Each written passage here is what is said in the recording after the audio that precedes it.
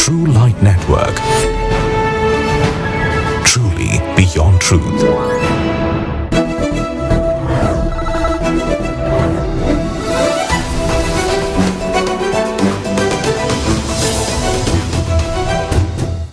True light நேயர்களுக்கு வணக்கம். ஒவ்வொரு வாரமும் உலகெங்கும் நடக்கும் கிறிஸ்தவ செய்திகளை இந்த நிகழ்ச்சியின் மூலமாக பார்த்து வருகிறோம்.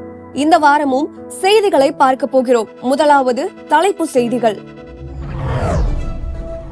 சென்னை குரோம்பேட்டையில் 1000 கிறிஸ்தவர்கள் கலந்து கொண்ட கிறிஸ்துமஸ் பேரணி. 500 கிறிஸ்துமஸ் தாத்தாக்களின் அணிவகுப்பு. அமெரிக்காவின் ஆங்கலோ சிறைச்சாலையில் நடந்த கண்கொள்ளா காட்சி. சிறைச்சாலையில் நிகழ்ந்த பேரானந்த காட்சி.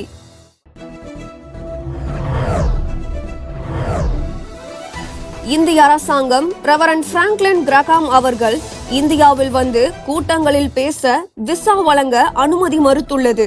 கொந்தளிக்கும் நாகா மாநிலத்து மக்கள். தனக்கு சால்வை, ஆரத்தி மற்றும் ஆடம்பர வரவேற்பு வேண்டாம் என அறிவித்த திருச்சி தஞ்சை புதிய CSI பேராயர்.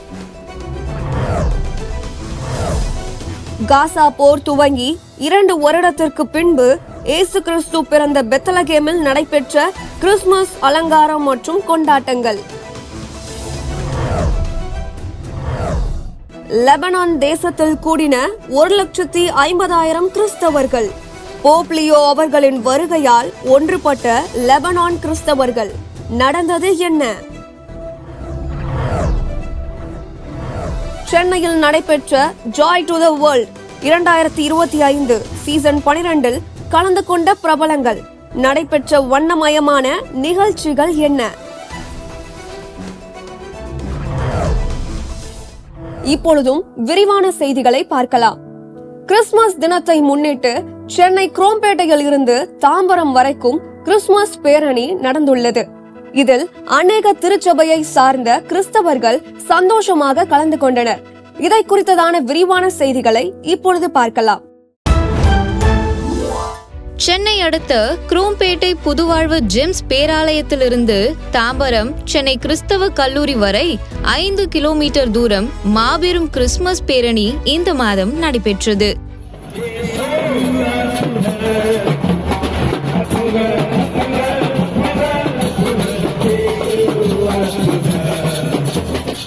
இதில் பல்வேறு திருச்சபையை சார்ந்த 1000 கிறிஸ்தவர்கள் கலந்து கொண்டு உலக சமாதானத்திற்காகவும் போதை பழக்கம் மற்றும் விபத்து இல்லாத தமிழகம் மலர சிறப்பு பிரார்த்தனையோடு இந்த பேரணியில் கலந்து கொண்டனர்.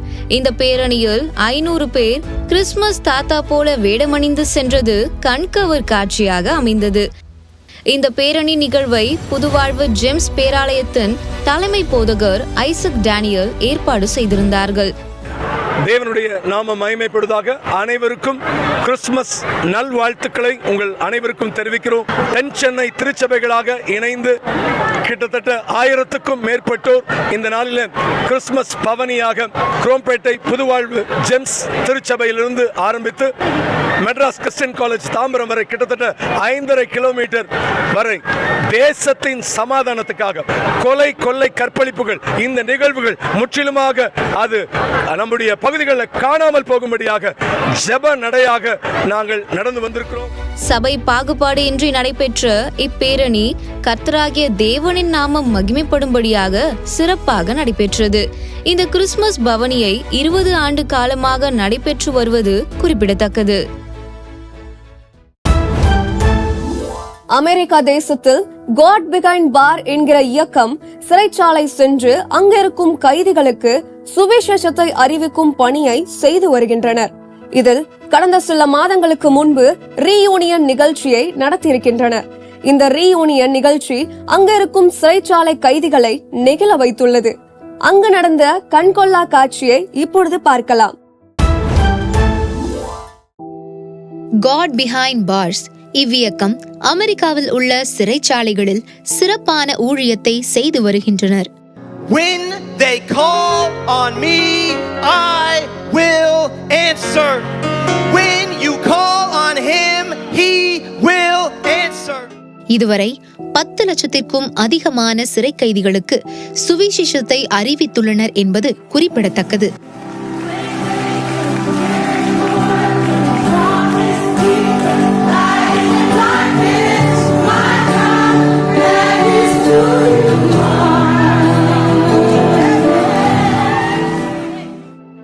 கடந்த சில மாதங்களுக்கு முன்பு ஆங்கோலா சிறைச்சாலையில் உள்ள ஆண்கள் தங்கள் குடும்பத்தாரை மற்றும் பிள்ளைகளை சந்தித்து மகிழ சிறப்பு வைபவத்தை ஏற்பாடு செய்திருந்தனர். My first time giving my daughter flowers, be the first man to give her flowers. Let her know I love you, you're my angel, you're my firstborn. Daddy's always got your back. இதில் 10 முதல் 20 ஆண்டுகள் சிறையில் வாழும் கணவன்மாரும் உள்ளடங்குவர். இந்த reunion நடைபெற்ற இரவு அந்த சிறைச்சாலையை பரலோகம் போல காட்சியளித்தது. பல ஆண்டுகள் பிரிந்திருந்த பிள்ளைகள் அழகாக அலங்கரிக்கப்பட்ட இடத்தில் தங்கள் அன்பான தகப்பனை முதல் முறையாக சந்தித்து கட்டிப்பிடித்து உறவாடினது அனைவரையும் நிகழ வைத்தது. Missed every single event in my little girl's life. I mean, missed her first steps, her first words. When she was younger, I love you, Daddy, is something that I rarely or hardly ever heard. I love you, Nari. Missing all of that affected me, but what it affected most is her. And to have this day, be able to share this moment together, it's going to be magical. I just want her to feel the love and just have a good time and smile. குடும்பங்கள் இணைக்கப்பட்டன, உறவுகள் புதுப்பிக்கப்பட்டது, தனி மனிதரின் வாழ்வு சீரமைக்கப்பட்டது, காயங்கள் ஆற்றப்பட்டது, சிறை கைதிகளின் வாழ்க்கையில் புது அத்தியாயம் எழுதப்பட்டது. இந்த மறு இணக்கம் நடைபெற்ற மகிழ்ச்சி பொங்கும் நிகழ்வின் சில காட்சிகள் உங்கள் பார்வைக்கு.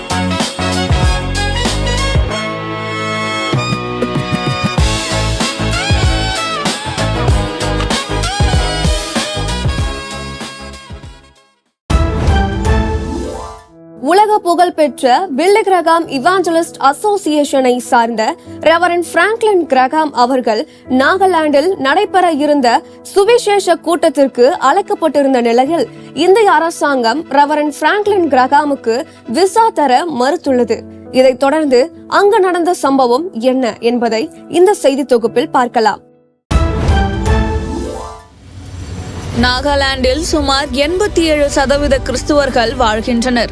பாப்டிஸ்ட் திருச்சபையை சார்ந்தவர்கள் பெரும்பான்மையானவர்கள். கடந்த நவம்பர் 30ஆம் தேதி நாகாலாந்தின் தலைநகரமான கொஹிமாவில் மாபெரும் சுவிசேஷ கூட்டத்தை நடத்த கொஹிமா பாப்டிஸ்ட் போதகர்களின் ஐக்கியத்தை சார்ந்தவர்கள் ஒழுங்கு செய்திருந்தனர். சிறப்பு விருந்தினராக பில்லி கிரகாம் எவாஞ்சலிஸ்ட் அசோசியேஷனை சார்ந்த ரெவரண்ட் பிராங்க்லின் கிரகாம் அழைக்கப்பட்டிருந்தார். ஆனால் மத்திய ஆளுங்கட்சியும் இந்திய அரசாங்கமும் இந்தியாவிற்குள் பிராங்க்லின் கிரகாம் நுழைய விசா வழங்க மறுத்து நிராகரித்தது. இந்த சூழ்நிலையில் நாகா ஸ்டூடெண்ட்ஸ் ஃபெடரேஷன் மற்றும் நாகாலாந்து போதகர்கள் ஐக்கியங்கள் அனைத்தும் அரசாங்கத்தை கடுமையாக விமர்சித்தது. இன்றிரவு ரெவரண்ட் டாக்டர் பிராங்க்லின் கிரஹாம் அவர்கள் நம்முடன் இருக்க முடியாதது மிகவும் வருத்தமளிக்கிறது. இது நாம் வாழும் அரசியல் சூழ்நிலையை உலகிற்கு வெளிப்படுத்துகிறது. இந்த முன்னோடி இல்லாத காலங்களில் அதிகாரத்தால் எதுவும் நடக்கலாம். அவர்கள் ஒரு நபரை தடுக்கலாம், அவர்கள் நமது FCRA அனுமதிகளை ரத்து செய்யலாம், நமது விசாக்களை மறுக்கலாம். ஆனால் நமக்குள் இருக்கும் கர்த்தருடைய ஆவியானவரையும் விசுவாசத்தையும் அவர்கள் ஒருபோதும் தடுக்க முடியாது. இந்த சம்பவம் பல ஆண்டுகளாக சிறுபான்மையராக வாழும் மெயின்லைன் கிறிஸ்தவர்கள் எதிர்கொண்டு வரும் நிலைகளின் ஒரு முன்னோட்டம் மட்டுமே. இன்றிரவு கூட்டம் கிறிஸ்தவ அர்ப்பணிப்பு மற்றும் கிறிஸ்தவ பணியில் நமது ஈடுபாட்டின் மீதான நமது நம்பிக்கையை நினைவூட்டுகிறது. எங்களுக்குள் இருக்கக்கூடிய திருச்சபை வேறுபாடுகள் எதுவாக இருந்தாலும் கிறிஸ்தவ ஒற்றுமையின் வலுவான செய்தியை நாம் வெளிப்படுத்த வேண்டும். நாம் கிறிஸ்துவில் ஒன்றுபட்டிருக்கிறோம், கிறிஸ்துவில் ஒன்றாக இருக்கிறோம்.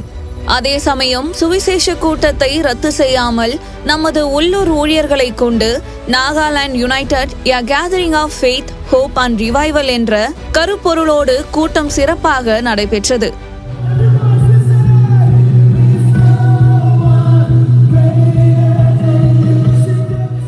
ரெவரண்ட் பிராங்க்லின் கிரஹாம் அவர்களுக்கு விசா வழங்க மறுத்த அரசாங்கம் ப்ராஃபிட் என்று அழைக்கப்படும் கிறிஸ் ஒயாகிலோமி ஹைதராபாத்தில் கூட்டங்கள் நடத்த இந்திய அரசாங்கம் விசா வழங்கி அனுமதி அளித்தது எல்லோருக்கும் வியப்பாக உள்ளது.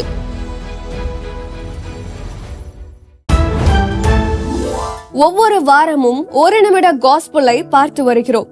இந்த வாரமும் உங்கள் மனதை மகிழ்ச்சியாக்கும் 1 மினிட் காஸ்பல் உங்கள் பார்வைக்கு.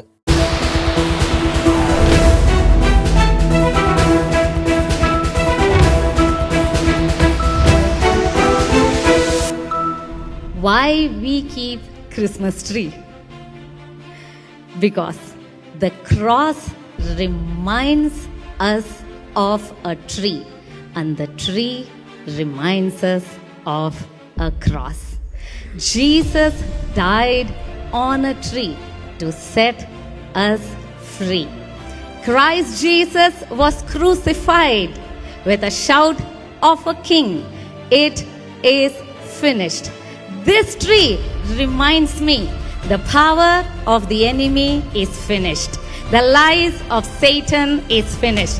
Your sin, your sickness, your poverty, your curse, your pain is finished.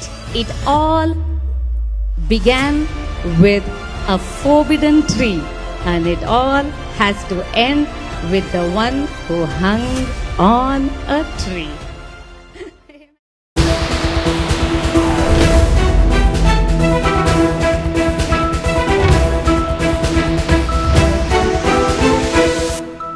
அடுத்த செய்தி என்னவென்றால், விளம்பரமும் ஆடம்பரமும் எனக்கு வேண்டாம் என்று கூறியதற்கான காரணம் என்ன? அடுத்ததாக பெத்லகேம் நகரத்தில் திரும்பவும் ஆரம்பமாகிறது கிறிஸ்துமஸ் கொண்டாட்டம். இனி வரும் செய்திகளை ஒரு சிறிய இடைவேளைக்கு பின்பு பார்க்கலாம். வருகின்ற 2026 ஆண்டு உங்களுக்கு ஆசீர்வாதமாய் அமைய நாலுமாவடி தேவனுடைய கூடாரத்தில் புத்தாண்டு வாக்குத்தத்த கூட்டம். கடந்த வருஷமெல்லாம் கண்ணீரும் கவலையும் அவமானமும் நிந்தைகளும், இனிமேல் இந்த வருஷம் எப்படி இருக்குமோ என்ற ஒரு கலக்கத்தோடு வந்திருக்கலாம். இந்த வருஷம் உங்களுக்கு ஆசீர்வாதமான வருஷம். ஜனவரி மாதம் 1ஆம் தேதி வியாழக்கிழமை மதியம் 1 மணி முதல் மாலை 5 மணி வரை நடைபெறும். சகோதரர் மோகன் சி லாசரஸ் அவர்கள் புதிய ஆண்டிற்கான வாக்குத்தத்த செய்தி அளித்து உங்கள் ஆசீர்வாதத்திற்காக சிறப்பு பிரார்த்தனை ஏறெடுப்பார்கள். எத்தனை சோதனைகள் வந்தாலும், எத்தனை பாவ போராட்டங்கள் வந்தாலும், சாத்தான் எத்தனை விதமான பாவ கண்ணிகளை வைத்தாலும், ஆண்டவர் உங்களை பாதுகாக்கிற தேவனாயிருக்கிறார். இந்த ஆண்டு முழுவதும் மாத்திரம் அல்ல, உடைய வாழ்நாள் முழுவதிலும் உடைய ஆத்மாவை கர்த்தர் பாதுகாப்பா. 2026 ஆண்டு உங்களுக்கு எல்லா நன்மையும் சுகமும் நிறைந்த ஆண்டாக அமைந்திட புத்தாண்டு வாக்குத்தத்த கூட்டத்தில் கலந்து கொள்ள குடும்பமாக வாருங்கள். கூட்டம் முடிந்தவுடன் திரும்பிச் செல்வதற்கு அனைத்து ஊர்களுக்கும் பேருந்து மற்றும் ரயில் வசதியை பயன்படுத்திக் கொள்ளுங்கள். தொடர்புக்கு 0469353535 மற்றும் 0463935333. மீண்டுமாக ட்ரூலைட் கிறிஸ்தவ செய்திகளுக்கு உங்களை வரவேற்கிறோம். அடுத்ததாக திருச்சி, தஞ்சை CSI புதிய பேராயராக இந்த மாதம் மாமரை திரு டாக்டர் சாமுவேல் ராஜதுரை அவர்கள் பிரதிஷ்டை செய்யப்பட்டு பொறுப்பேற்றிருக்கிறார். இதில் அவர் கூறின ஒரு செய்தி அனைவரையும் சிந்திக்க வைத்துள்ளது. அப்படி என்ன செய்தி கூறியிருக்கிறார் என்பதை இந்த செய்தி தொகுப்பு விளக்குகிறது. திருச்சி தஞ்சை சிஎஸ்ஐ பேராயத்தின் புதிய பேராயராக மாமரை திரு டாக்டர் சாம்வேல் ராஜதுரை இந்த மாதம் பிரதிஷ்டை செய்யப்பட்டு பொறுப்பேற்றார். Ordain and consecrate bishop in our charge. Amen.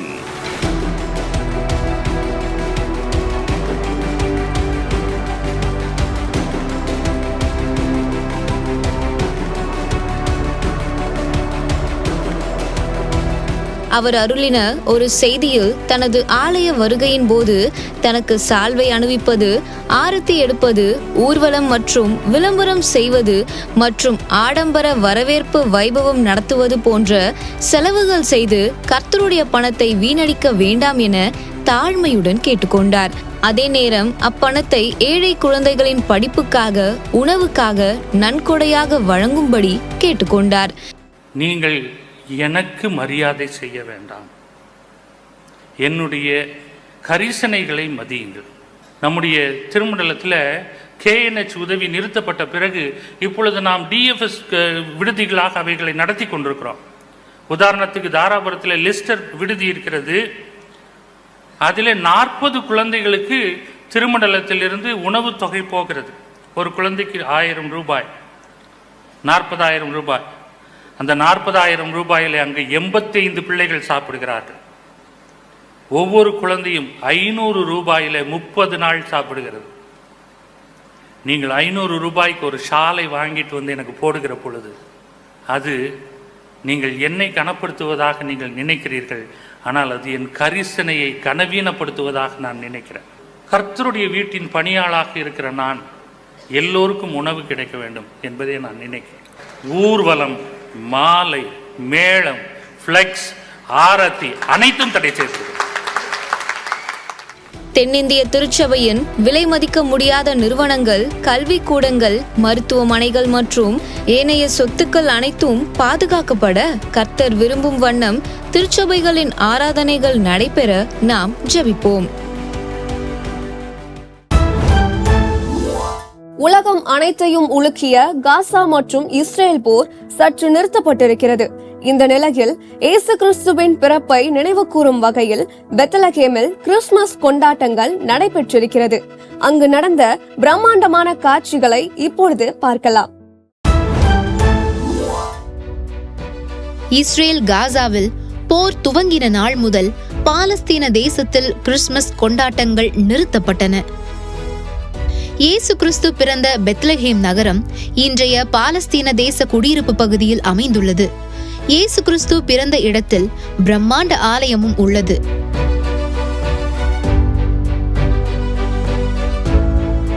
Gaza Israel போர் சற்று நிறுத்தப்பட்ட சூழ்நிலையில் 2 ஆண்டுகளுக்கு பின்பு பெத்லஹேம் நகரத்தில் பிரம்மாண்ட கிறிஸ்துமஸ் ட்ரீ நிறுவி பெத்லஹேமே விழா கோலம் போல காட்சியளிக்கிறது. Today, for the first time in 2 years, the Christmas tree in Bethlehem is being lit up. In the back, you can see the Church of the Nativity, where Jesus was born. There are a lot of people who came from all over the world, crossing checkpoints, being questioned at airports. But now there are thousands of people in this square to watch the Christmas tree light up.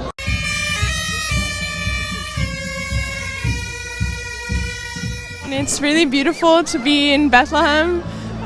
For the lighting of the tree and the welcoming of Christmas, and to see how beautiful. பெத்லஹேமில் வாழும் பாலஸ்தீன கிறிஸ்தவர்கள் மகிழ்ச்சி அடைந்துள்ளனர். After all of the situation that happened, it's like a symbol for resilience. It's very special because we want to celebrate and be with our brothers and sisters in Bethlehem to enjoy this day. இஸ்ரேலில் இருக்கும் ஒவ்வொரு இடங்களை குறித்ததான விரிவான விளக்கங்களை வாரந்தோறும் நாம் பார்த்து வருகிறோம். இந்த வாரமும் இஸ்ரேலில் குறிப்பிட்ட ஒரு இடத்தை குறித்ததான செய்தி தொகுப்பை இப்பொழுது பார்க்கலாம்.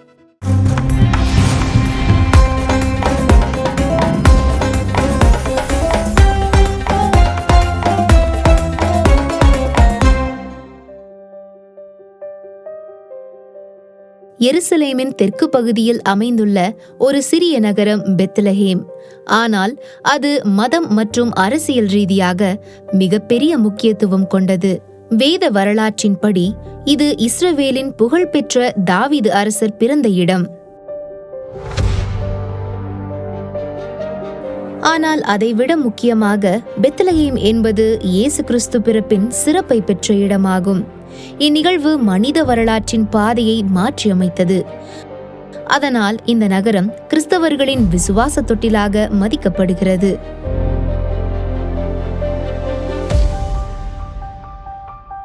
இன்றைய பெத்லஹேமின் மையத்தில் பிறப்பின் திருச்சபை அமைந்துள்ளது.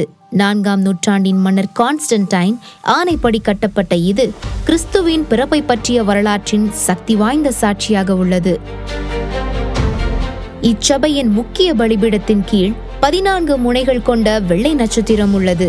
அது கிறிஸ்து பிறந்த துல்லியமான இடத்தை குறிக்கிறது. ஒவ்வொரு ஆண்டும் உலகம் முழுவதிலும் இருந்து லட்சக்கணக்கான விசுவாசிகள் இங்கு கூடுகின்றனர்.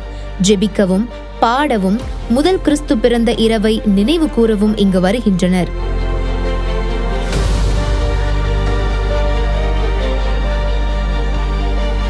ஆனால் பெத்லஹேம் புனித ஒளியை காப்பது மட்டுமல்லாமல் நிஜ வாழ்வின் சவால்களையும் எதிர்கொள்ளும் நகரம். இஸ்ரேல் பாலஸ்தீன மோதலால் மிகவும் சேதமடைந்துள்ள பெத்லஹேம் 8 மீட்டர் உயரமுள்ள பெரிய கான்கிரீட் சுவரால் பிரிக்கப்பட்டுள்ளது. இந்த சுவர் நகரத்தை மட்டுமல்லாமல் நிலம், மக்கள், நம்பிக்கை ஆகியவற்றையும் பிரிக்கிறது. அந்த சாம்பல் நிற கான்கிரீட் சுவர் நடுவே இப்பிரிவின் எதிர்ப்பின் குரலாக ஓவியக் கலைகள் ஓங்கி ஒலிக்கின்றன. உலக புகழ்பெற்ற பிரிட்டிஷ் தெருக்கலைஞர் பான்ஸ்கி பெத்லஹேமின் சுவர்களை மாபெரும் ஓவிய ஸ்தலமாக மாற்றியுள்ளார். அதன் மூலம் அரசியல், அமைதி, மனிதநேய செய்திகளை வெளிப்படுத்துகிறார். மலர் எரியும் போராளி, படையினரை சோதிக்கும் சிறுமி, குண்டு தடுப்பு உடையணிந்த புறா போன்ற படைப்புகள் உலகத்தை கவனிக்க வைத்துள்ளன. இவை வெறும் கலை அல்ல, போரின் நடுவிலும் மக்கள் சுதந்திரத்தை கனவு காணலாம், கொடுமைகளை எதிர்கொள்ள அழகை பயன்படுத்தலாம் என்பதற்கான சாட்சி.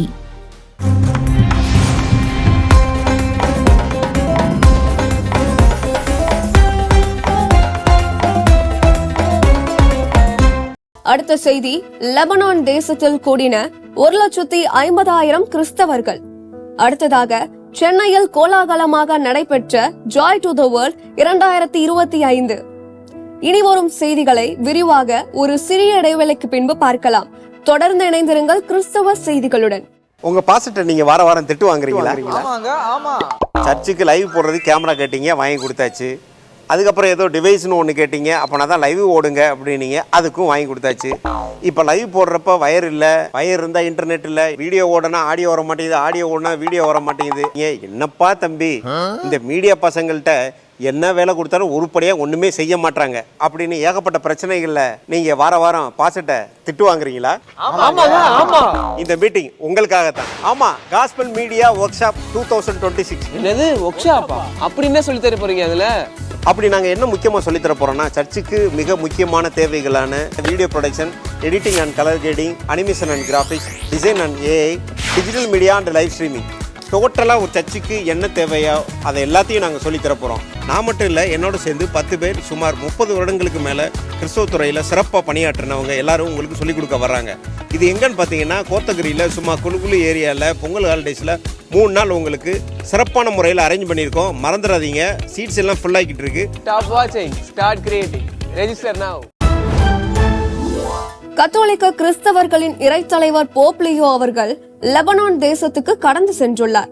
அங்கு நடைபெற்ற ஒரு சிறப்பு கூட்டத்தில் கிறிஸ்தவர்கள் மற்றும் இஸ்லாமியர்கள் என கிட்டத்தட்ட 1,50,000 ஜனங்கள் பங்கு பெற்றிருக்கின்றனர்.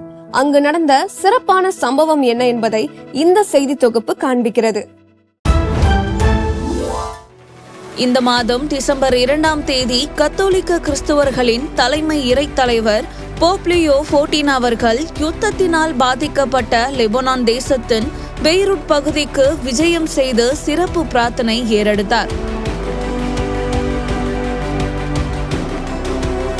கடந்த 2020ஆம் ஆண்டு பெய்ரூட் போர்ட்டில் நடைபெற்ற குண்டுவெடிப்பு சம்பவத்தின் உயிரிழந்த 220 மக்களின் நினைவு அஞ்சலியாக இந்த வைபவம் நடைபெற்றது.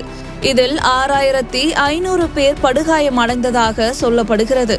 இஸ்ரேல் தேசத்திற்கும் லெபனான் தேசத்தின் இஷ்புல்லா மத தீவிரவாதிகளுக்கும் நடைபெற்ற யுத்தம் சமாதான முயற்சியால் சற்று நிறுத்தப்பட்டாலும் போப்லியோ லெபனான் வருவது பாதுகாப்பற்ற சூழல் என பலர் எச்சரித்தனர். ஆனால் அச்சம் நிறைந்த பகுதிக்கு போப்லியோ சென்று அமைதி பிரார்த்தனை ஏறெடுத்தார். 1,50,000 பேர் இந்த சிறப்பு வைபவத்தில் கலந்து கொண்டதாக வாட்டிகன் நிர்வாகம் அறிவித்துள்ளது. இதில் கத்தோலிக்க கிறிஸ்துவர்கள் மட்டுமல்ல, புரொட்டஸ்டன்ட் கிறிஸ்துவர்களும் முகமதியர்களும் கலந்து கொண்டு இக்கூட்டத்தை சிறப்பித்ததாக தகவல் வெளியிடப்பட்டுள்ளது.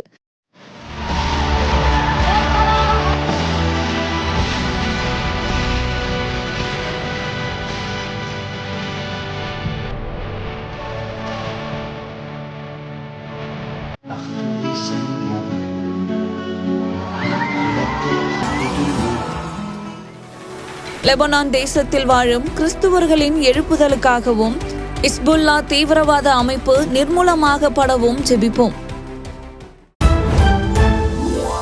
கிறிஸ்தவ உலகில் ட்ரெண்டாக இருக்கும் சில வீடியோக்களை நாம் பார்ப்பது வழக்கம். அவைகள் சிரிப்பதற்காக மட்டுமல்ல, சிந்திக்க வைப்பதற்காகவும் தான். இந்த வாரமும் உங்களை சிந்திக்க வைக்கும் ஃபீல்டரில் என்ன என்பதை இப்பொழுது பார்க்கலாம்.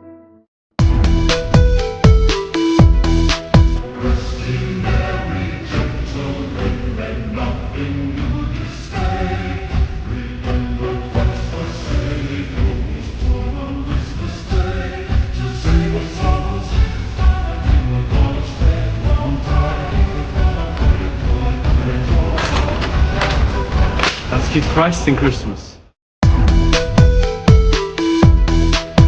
கிறிஸ்துமஸ் தினத்தை முன்னிட்டு வருடா வருடம் சத்தியம் டிவி நடத்தி வரும் ஜாய் டு த வேர்ல்ட் இந்த வருடமும் நடைபெற்றுள்ளது. இதில் அநேக பிரபலங்களும் மற்றும் கலை வல்லுநர்கள் பங்கு பெற்றிருக்கின்றனர். அங்கு நடந்த வண்ணமயமான காட்சிகளை இந்த செய்தி தொகுப்பின் மூலமாக பார்க்கலாம். சத்தியம் தொலைக்காட்சி நடத்தும் Joy to the world Christmas வருடாந்திர கலை நிகழ்ச்சி மிக பிரபலமானது. பல கிறிஸ்தவ பாடகர்கள், கலை வல்லுநர்கள் மற்றும் கிறிஸ்தவ பள்ளி குழந்தைகளின் நடனம் மற்றும் அபிநய நிகழ்ச்சிகள் பல குழுக்களை உற்சாகப்படுத்தி நடைபெறும் சிறப்பு நிகழ்வு ஆகும். இந்த வருடமும் இந்த கிறிஸ்துமஸ் மாபெரும் நிகழ்ச்சியில் சகோதரர் மோகன் சி லாசரஸ் அவர்கள் சிறப்பு விருந்தினராக கலந்து கொண்டு கடந்த டிசம்பர் 12ஆம் தேதி சென்னையில் நடைபெற்றது. Joy to the world season 12 சிறப்பு தொகுப்பு உங்கள்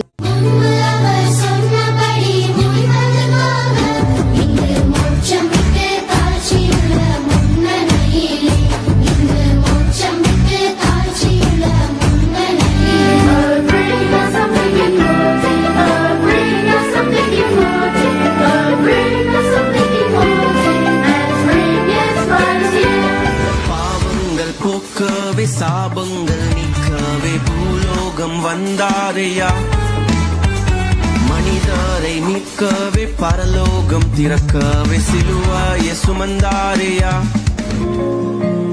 மனசின் உள்ளே ஓரோசை பேசுதோ, வாழ்வின் கசப்பை மீண்டும் நினைக்குதோ.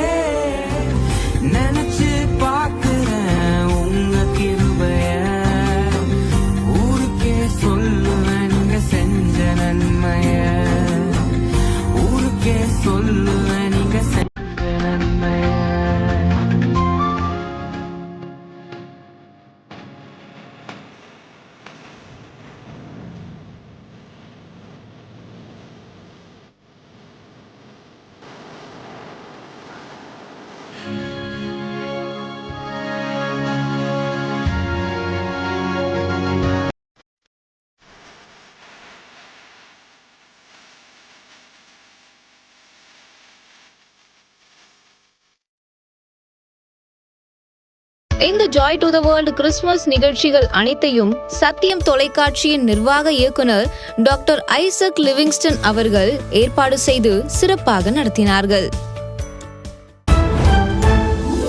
நேயர்களே, கடந்த வாரம் கேட்கப்பட்டிருந்த கேள்விக்கு சரியாக பதில் அனுப்பின உங்கள் அனைவருக்கும் வாழ்த்துக்கள். இந்த வாரமும் உங்களுக்கான கேள்வி என்னவென்றால், பெத்லகேம் நகரத்தில் எத்தனை வருடத்திற்கு பிறகு கிறிஸ்துமஸ் கொண்டாட்டம் நடைபெற்றுள்ளது? மறுபடியும் உங்களுக்காக சொல்றேன். பெத்லகேம் நகரத்தில் எத்தனை வருடத்திற்கு பிறகு கிறிஸ்துமஸ் கொண்டாட்டம் நடைபெற்றுள்ளது? கேள்விக்கான பதில கீழே ஸ்கிரீன்ல தெரிகிற இந்த நம்பருக்கு அனுப்ப மறக்காதீங்க. அது மட்டும் இல்லாம இன்னைக்கு நீங்க பார்த்த செய்திகள் அனைத்தும் உங்களுக்கு பயனுள்ளதாக இருக்கும் அப்படிங்கறத நாங்க நம்புறோம். இதற்காக ஜெபிக்கவும் மறக்காதீங்க. நம்ம நிகழ்ச்சியோடைய முக்கிய நோக்கமே ஜெபிப்பதுதான். உங்களுடைய ஃப்ரெண்ட்ஸ் அண்ட் ஃபேமிலிஸ்க்கும் இந்த செய்திகளை ஷேர் செய்து விடுங்க. அடுத்த வாரமும் உலகெங்கும் நடக்கும் கிறிஸ்தவ செய்திகளுடன் உங்களை நாங்க சந்திக்கிறோம். அதுவரைக்கும் இணைந்திருங்கள் உங்கள் ட்ரூ லைட் கிறிஸ்தவ செய்திகளுடன்.